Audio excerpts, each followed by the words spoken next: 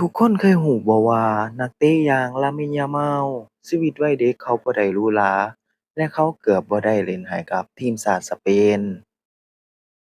หาเรื่องราวสั้นๆของ Lamine Yamal ที่หลายคนอาจจะบ่รู้ 1. เขาเกือบบ่ได้เล่นให้กับทีมชาติสเปนแม้ว่าจะเกิดที่สเปนแต่ครอบครัวของเขามีเชื้อสายโมนาโกจากคุณพ่อและ Equatorial Guinea จากคุณแม่เขามีสิทธิ์เลือกเล่นได้ถึง3สัญชาติและโมนาโกพยายามดึงตัวเขาอย่างจริงจังก่อนที่เจ้าตัวจะตัดสินใจเลือกทีมชาติสเปนในที่สุด 2. ถูกอุ้มถ่ายรูปกับซุปเปอร์สตาร์ตอนเด็ก ตอนอายุประมาณบ่กี่เดือน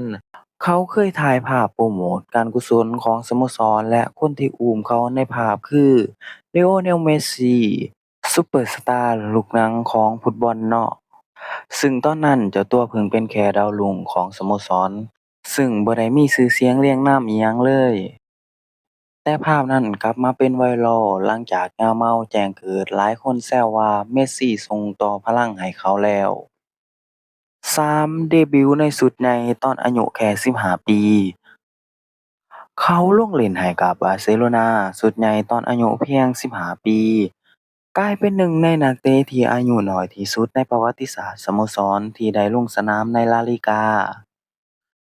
4. สไตล์การเล่นบ่ได้เลียนแบบเมสซี่อย่างที่คิด แม้จะถนัดเท้าซ้ายและเล่นทางขวาเหมือนเมสซี่แต่โค้ชเยาวชนของบาร์เซโลนาบอกว่า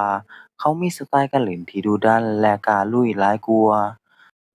และมักดวล1-1หลายกว่าในวัยเดียวกัน ชีวิตในวัยเด็กบ่ได้หรูหราเขาเติบโตในย่านโลกาฟอนดาเมืองมาตาโลใกล้บาร์เซโลนา